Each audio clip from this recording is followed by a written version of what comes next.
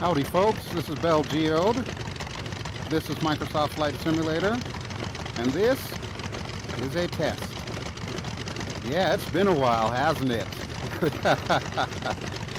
Alrighty folks, well, apologies for how long it has been since you last saw any kind of flight simulation videos on this channel. All I can say is life happens, and in a lot of ways it was good. In some ways it was one of those things where I just needed a break. I'm sure you probably understand. But yes, we are back, and it is now a week after the events of Flight Sim Expo. Now, for those of you already in the know, you know that I did not go to Houston for Flight Sim Expo. However, my two fellow grumpy simmers, Tristan, aka NovaWing24, and Sergio from helisimmer.com, did go to Flight Sim Expo. And of course, they had a ton of really great news for us. And of course, NovaWing24's got a bunch of videos up. Sergio did his articles, and one of which was, of course, an interview with Asobo and Microsoft. So I'm just going to go ahead and get it out of the way right now for all the VR users in the VR community. You've probably already heard by now, but I'm going to reiterate it because it bears repeating. Microsoft Flight Simulator 2024, once we get it, once it launches, it will have VR natively. Let me say that again. Microsoft Flight Simulator 2024 will have VR on launch. Now what that means is we will not have to wait months like we did with the original Microsoft Flight Simulator. This is very good news. I know a lot of people were worried about this, so that's why I just wanted to get that out of the way right now. That was the single biggest piece of information that I needed from Sergio and Tristan at Flight Sim Expo, and they came through for me. So, huge thank you to them, and of course for Microsoft and Asobo for having VR as a core feature. Alright, but what are we doing here? What are we doing today? No doubt you can see this beautiful bird, one of my absolute favorites from World War II. This is FlyingIron Simulations F-6F Hellcat, the Grumman Hellcat, grandpappy of the Tomcat. And in addition to which, also, if you look in the distance just before the tailplane there, you're going to see a ship. So that ship is by Miltech. Now, I've featured Miltech before on this channel, most notably with the MV-22 Bravo Osprey. That ship is the Lexington, which is World War II vintage. So you can see where I'm going with this here, right? So we've got a World War II bird with tailhook capability, and we've got a World War II aircraft carrier just off the coast there of Midway Island. Yeah, we're doing some carrier ops. Now you may also notice in the upper left-hand corner of the screen, there is something white that says connect and so on and so forth. That is also from Miltech. It's called Carrier Launcher. What I want to do is I want to compare the two ways that we can do carrier ops. FlyingIron has built in the capability to use the toggle launch bar and the toggle tailhook bar in order to take off and land on carriers. Plus, that little thing that you're seeing in the corner is Miltech's version, which works with any aircraft. So if you wanted to go crazy and like bring a 737 in, not that I would recommend it, you could use that little white thing in the upper left corner to have you trapped on an aircraft carrier and then take off again. I know, it's wild. But the reason why I'm showing it to you on the screen right now is I want to emphasize one crucial difference between the two, and I'm hoping that Miltech will actually be watching this video. It is not tied in to the toggle tailhook and toggle launch bar functions. So that means for any of us in VR, if we want to say toggle the tailhook, we're going to need to lift up our headset and physically click on that button on the screen to toggle the tailhook. That's a big downer. That is a big downer. So I'm hoping that Miltech can address that so that way we don't actually have to click on that. But in the interim, we're going to see how well the two systems work. So I will have to suffer through it and lift up my headset when appropriate. But first, we're probably going to want to take off from Midway, aren't we? So let's put our camera here for right now, and we'll go in the cockpit. Okay, now I believe I should have enough gas. Yeah, it does look like I may have enough gas for this. Alright, that works. That works. Everything's pretty much set up. I didn't bother to give you a cold and dark start this time because you've already seen that on this channel. I'll link the video in the description below, but you can see how to actually start this puppy up. So before we head out to the Lexington, I want to show you the improvements that have come to Midway Island with the advent of World Update 13.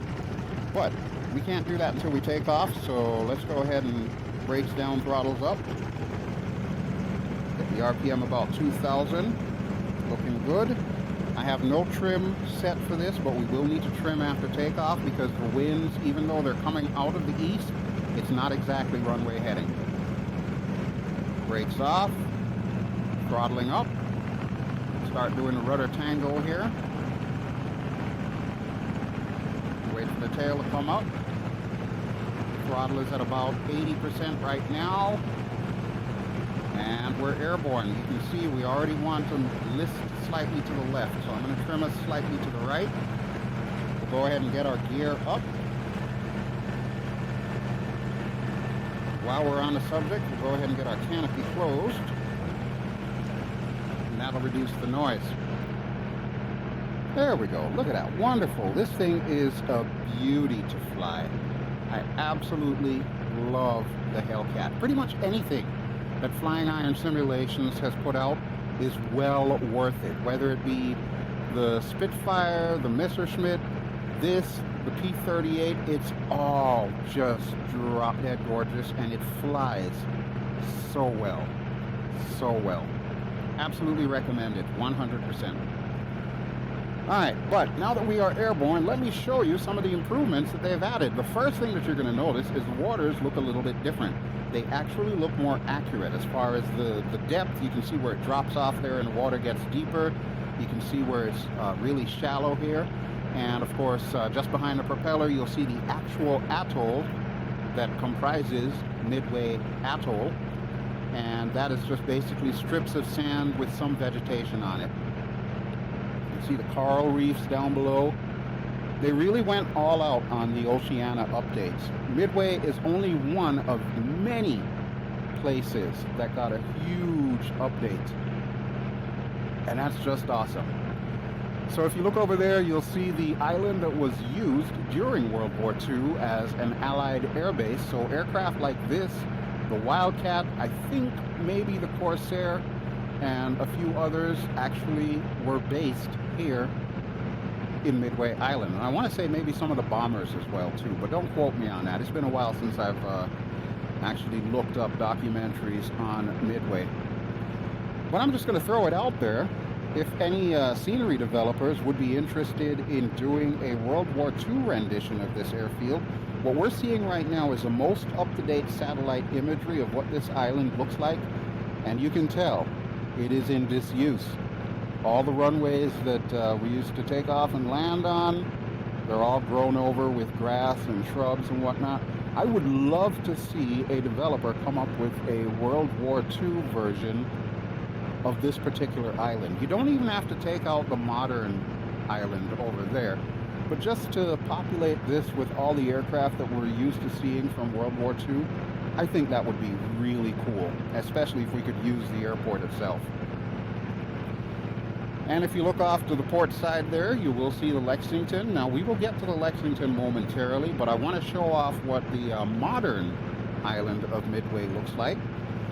So the runway, of course, nothing has really changed with that, but one of the most important things that I have been complaining about since I first got into Microsoft Flight Simulator, you see those red and white fuel drums over there. Those weren't always like that. The AI that they're using to generate buildings and so on used to depict those as rounded office buildings. Yeah, I know, crazy, right? Well, as you can see, they are very much fixed. That is what they're supposed to look like.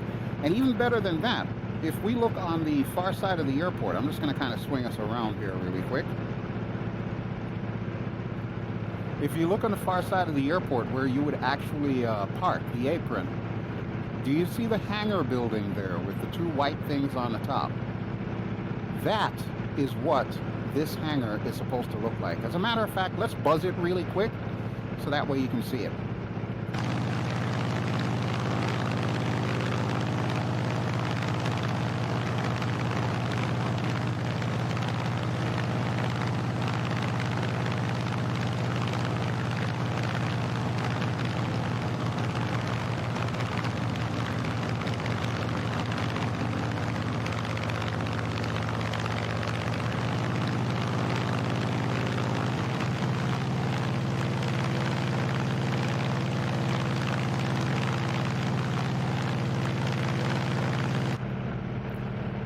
Now that is awesome. Finally, Midway Island looks like Midway Island with all the little buildings, the piers, the jetties, everything. It just looks incredible. Folks, when I say this is my quote-unquote home in the flight sim, I mean it. For all the flight sims that I've ever used in like the last 20 or 30 years, so FS9, FSX, X-Plane, 10, 11, 12, and of course this one, Microsoft Flight Simulator. This has always been my quote-unquote top secret testing facility.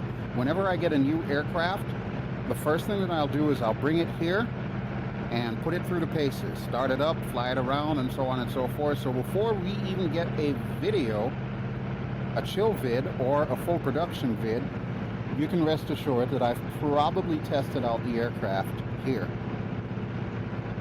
This feels like home.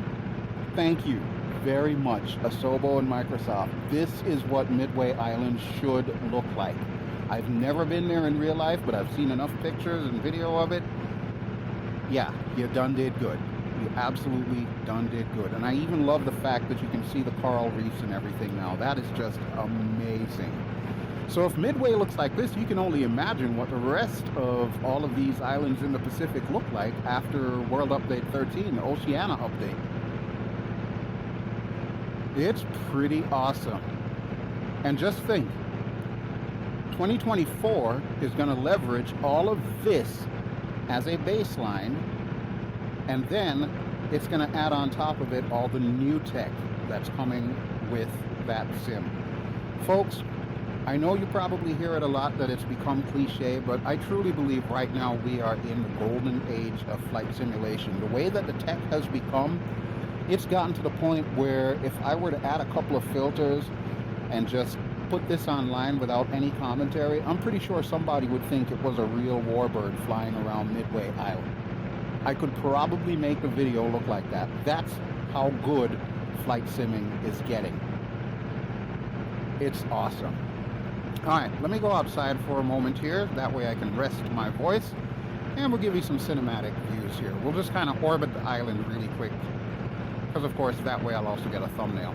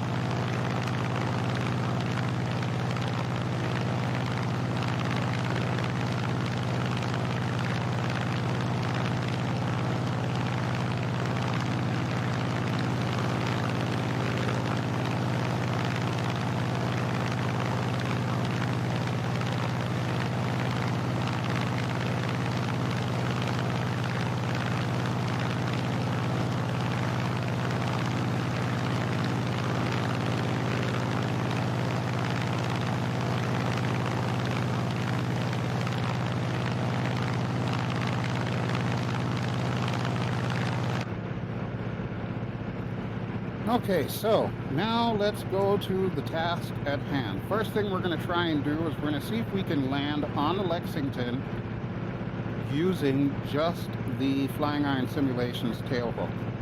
So thankfully, I already have tailhook and launch bar bound to switches on my Virpil, so I know where they are without actually having to see the Virpil controls. It's that muscle memory, folks. It still pops up a lot in the VR groups online. Well, how do you actually see your controls? You don't. You develop muscle memory. And it's not as daunting as you might think. If you know how to drive a car, or even if you know how to play a musical instrument, you already know what muscle memory is. It's just something that you learn when you come to VR. And it's not as intimidating as you might think. All right, I'm going to pull the power back here. Let's see, what's our current altitude? We are at about 1,300 feet, and our speed's around 180, so a little bit high for gear. But we should be good to at least do a flyby here. All right, I'm going to set up our compass. So we're going to set it to about 090 degrees.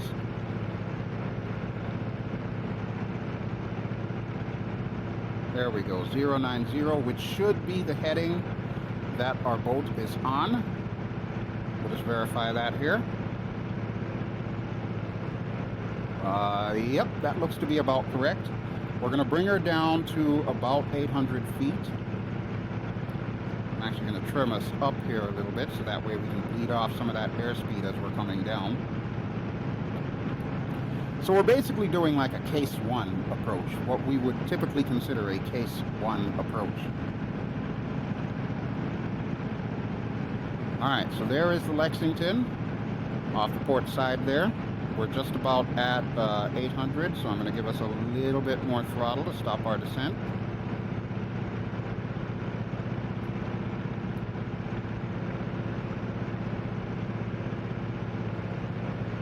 There we go. Look at that. That is a thing of beauty. Miltech has done an absolutely stunning job modeling this ship. The only complaint that I have, and it's a very minor one, is the fact that they did include a couple of birds on the deck. But we're not going to see it more as a complaint as we are a challenge. Can I land this thing without smacking into those birds is a real question. That's what we're going to find out. All right, so we are downwind a little bit, or actually upwind. So we're going to want to turn downwind. Just go ahead and lock us into about a 30-degree bank here.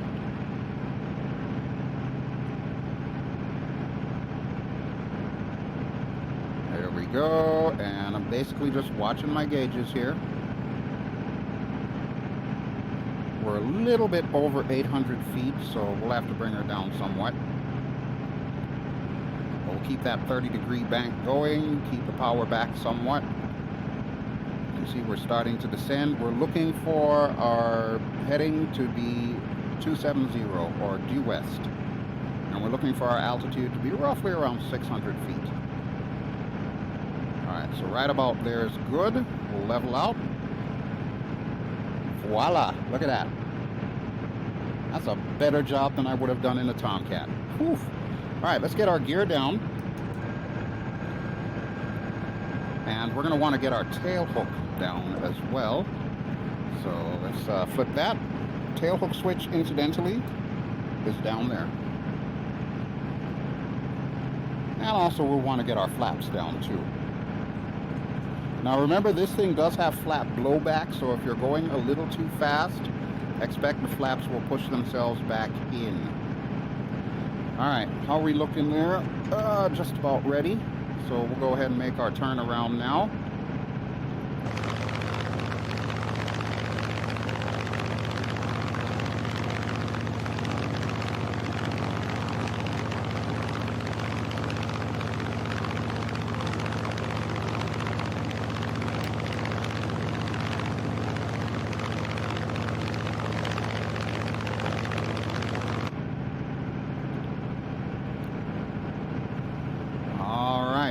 almost there. We can see the carrier. We want to make sure that we keep coming around. Pull the power back just a touch here.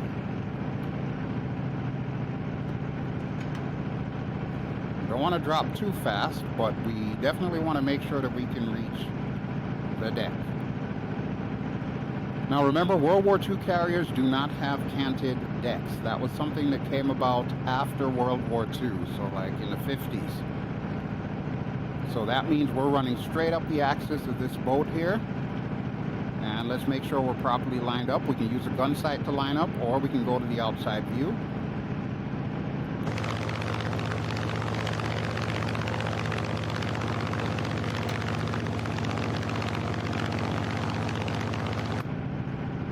Alright, we're looking good, we're looking good. We don't want to get too low. Just give her some power. And chop power. That's a bolter. That is a bolter. Okay, it happens. It happens. Alright, so typically what we want to do is we want to get back up to altitude and speed. We're still heading east. We don't want to go too fast because of course the flaps are going to come back up. You can see they're already halfway. Let's quickly check outside to make sure that our hook is still down.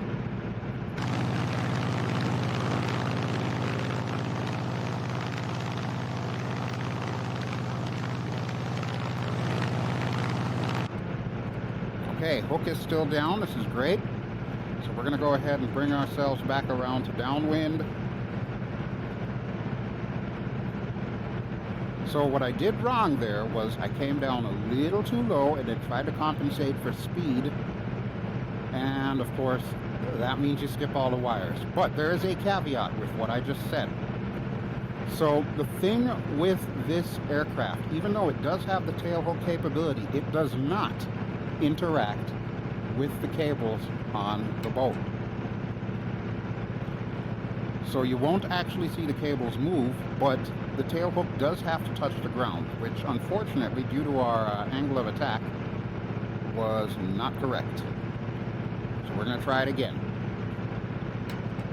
This is how we do, folks, when it comes to like carrier ops. Keep practicing, you get it right. This were wartime conditions, you don't have a choice. You gotta get this sucker on the deck. It has to be done. Alright, let's check everything, make sure we're looking good. We should be trimmed up nicely here. Okay, and I'm not gonna go as far out this time. You can see we're at 600 feet right now, so we're going to go into the turn right now. Pull that power back so that way we start descending.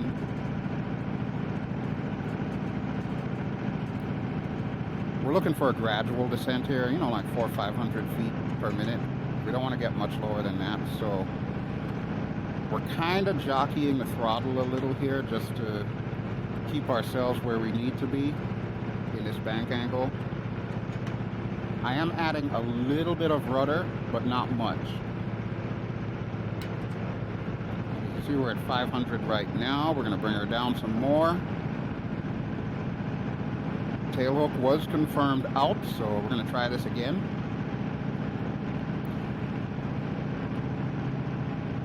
Alright, here we go, here we go.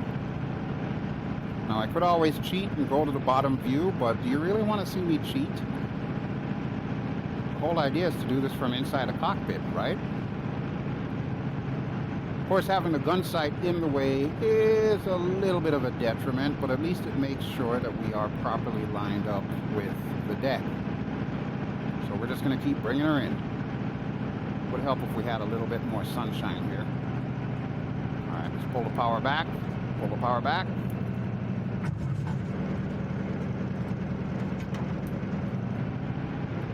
That's another bolter.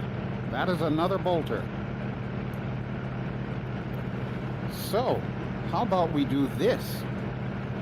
While I'm heading upwind here, I'm going to lift up the headset and I'm going to go ahead and connect the carrier launcher.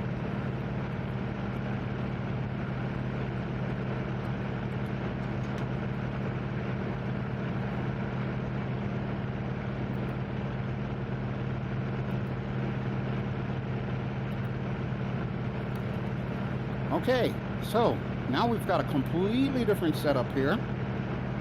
We've got the tail hook deployed according to the Carrier Launcher app, and we have it currently connected to the sim.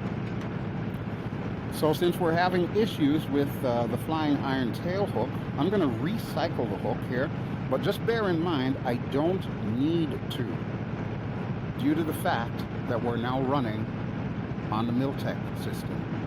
So I'm going to pull the tail hook up, make sure the light extinguishes. It did. We're going to pull it back down just to make it look good. And of course, we're going to check outside again once I am going due west. So right there. Let's give us some more power here.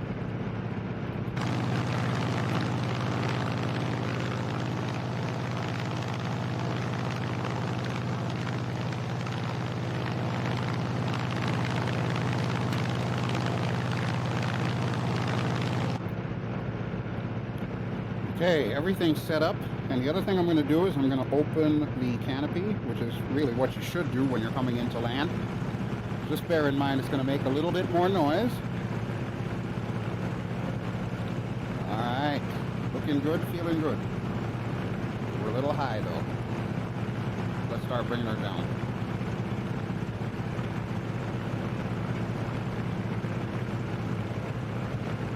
Okay, carrier's where it needs to be for us to come into this turn, so I'm going to chop the power a bit.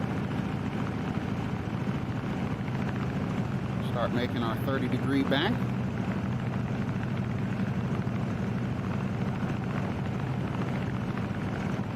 Okay, so if you look in the upper left corner, you'll see we have two things going. We've got it connected, and we've got the tail hook officially down.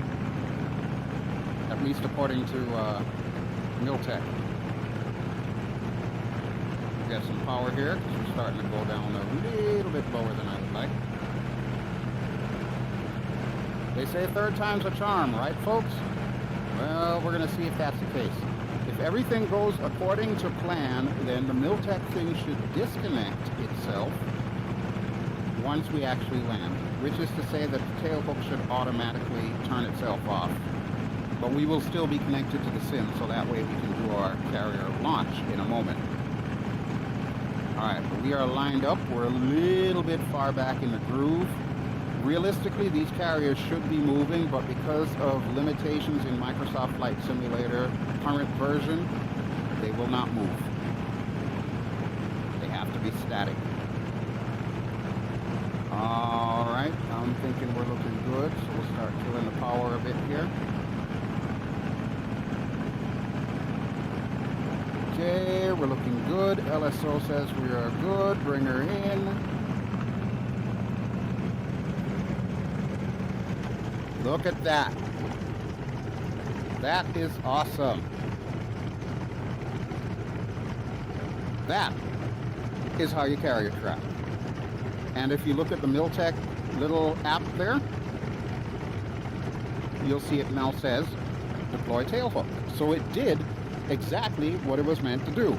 But the only downside is what I mentioned before. In order for us to activate and operate it, we in VR have to lift up our headset in order to do it, which is not ideal. So I kind of wish Miltech will take a look at that and see if they can change that for us, so that way we can do everything inside the cockpit and we don't have to be able to, click the thing.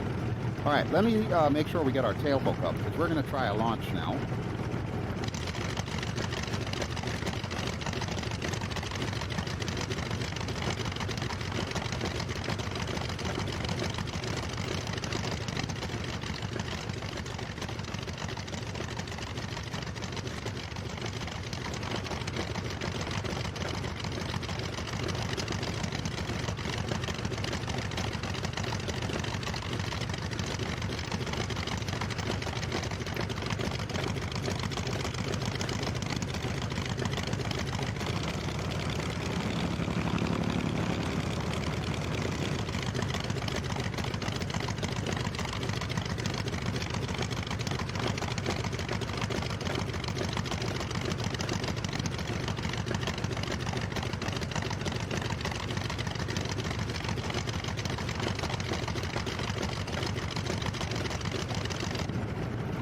Alright, now to launch this thing, again, I'm going to have to lift up the headset. But there are two ways to launch it. We're going to forego the FlyingIron version, and we're going to use the Carrier Launcher. So, the FlyingIron version, basically, you're going to hold your brakes, get your RPM up to about 2,000, and then you hit the toggle launch bar switch, which will give you a quick 3-second countdown, and I mean really quick. You come off the brakes, you jam it to full power, and away you go.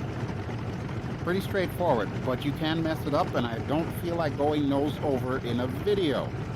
So we're going to try the other method.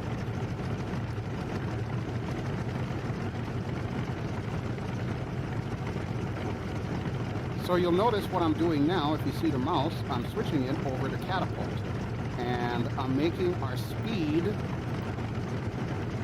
Let's go with 120. That's going to be our takeoff speed.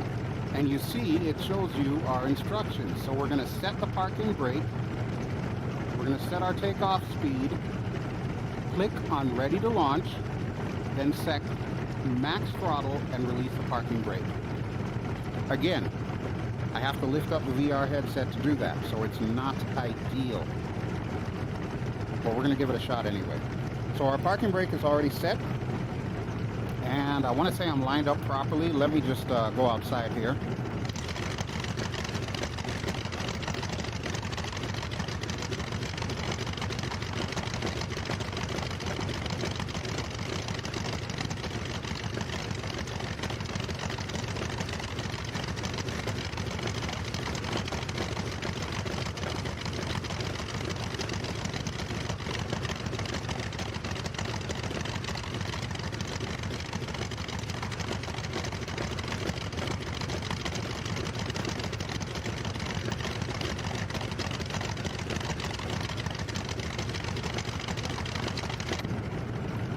Yeah, definitely not much real estate to work with, but we're going to give it a shot anyway. So, brakes down, throttles up.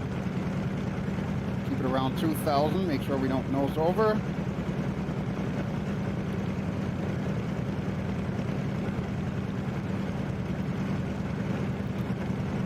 Okay.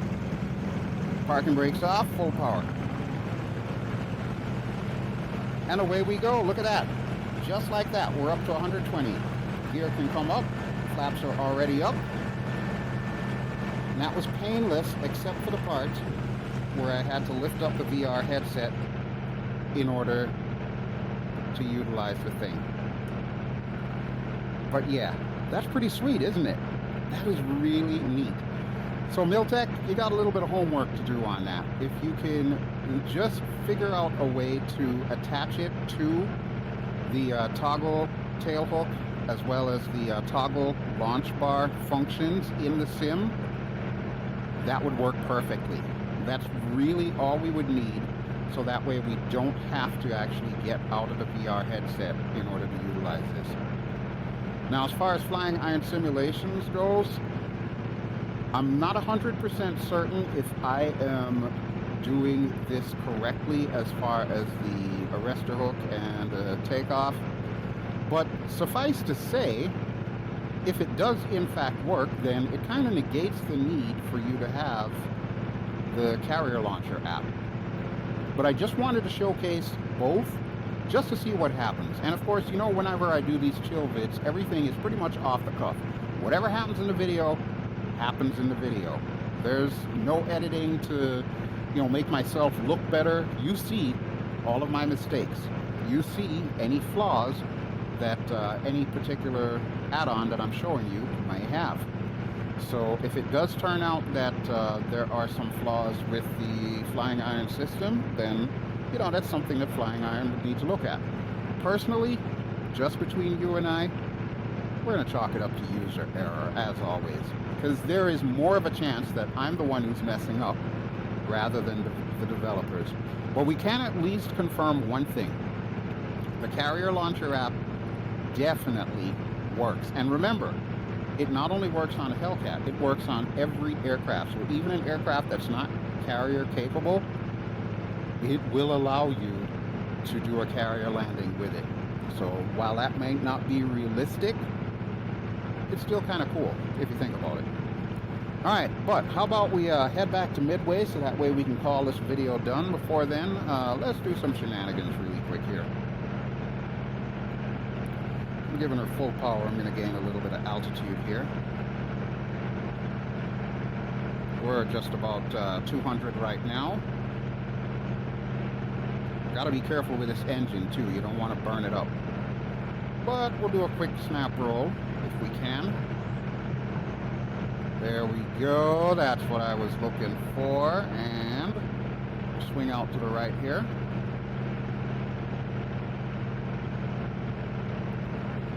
Beautiful, beautiful. All right, let's go back to the outside view. We'll fly by the runway and then we'll turn left and we'll come in and do our pattern and land.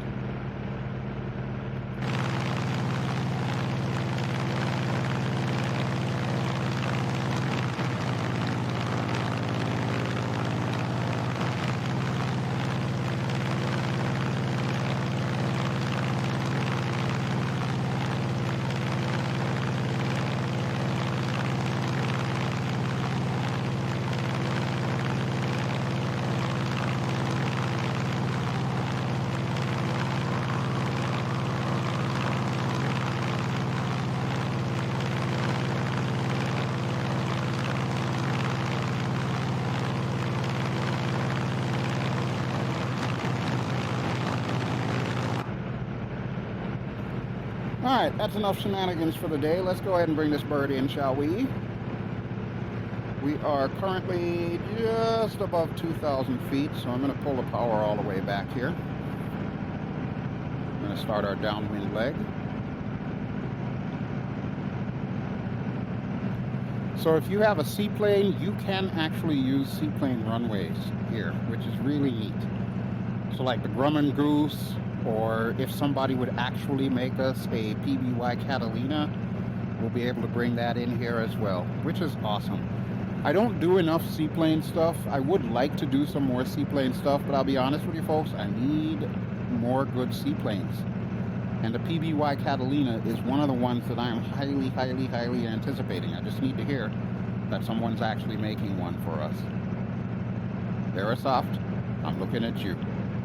Yeah, I remember the one from FSX. I had that one. Alright, I think we are down enough here. So we're at about 1,000 feet. Let's start trimming us up here. Get ready for our downwind. Alright, right about there is good. Let's open up our canopy in preparation to land.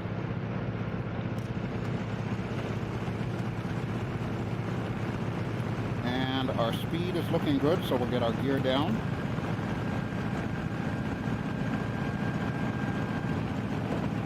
Beautiful, beautiful. That is my home. And now I've even got a carrier to practice on. Sweet. Now all I need is a modern carrier so I can practice my Tomcat carrier ops. And my Hornet carrier ops. And my Harrier carrier ops. See where I'm leading with this, Miltech. Yeah. How about a Nimitz class?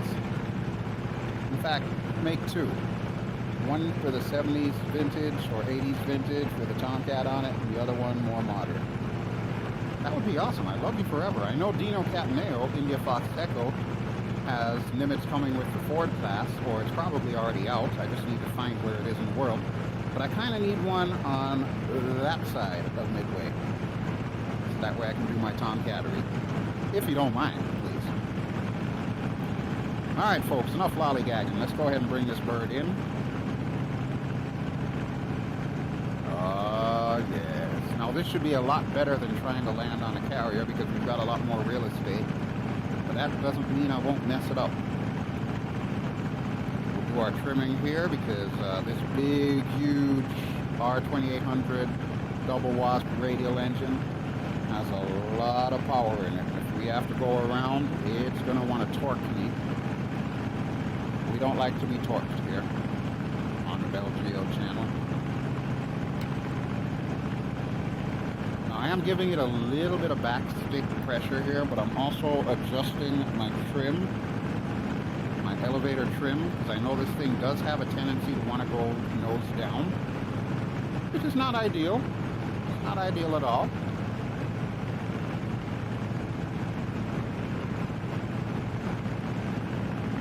Alright, but we're looking good, and it does look like we are on glide slope. Well, we're a little high now, but I'm pulling the power back to adjust for that. There we go. Quick look outside just to make sure everything's copacetic.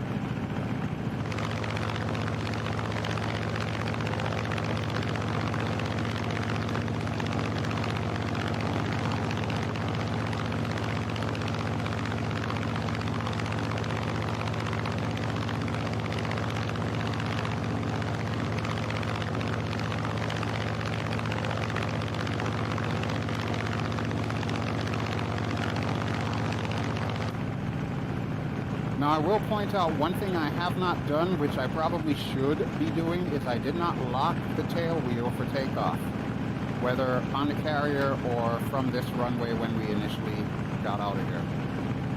Make sure you do that. You're going to want to make sure that you lock your tail wheel. But we can chalk that up to, it's been so long since I've actually been in the flight sim. I literally have not opened up Microsoft Flight Sim except to update. So, yeah, I'm a little rusty. I am a little rusty. But we're down. We are down, and I'm pulling back on the stick here.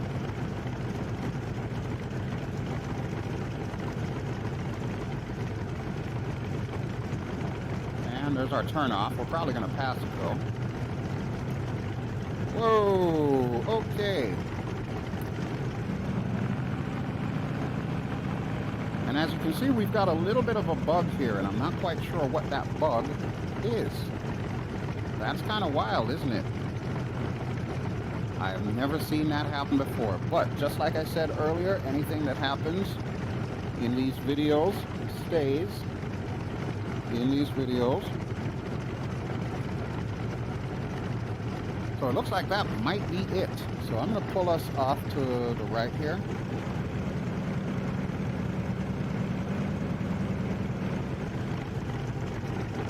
And we'll get maintenance out here to see what's going on with our prop, why it's decided it wants to freeze in time. But there you have it, folks. There you have it.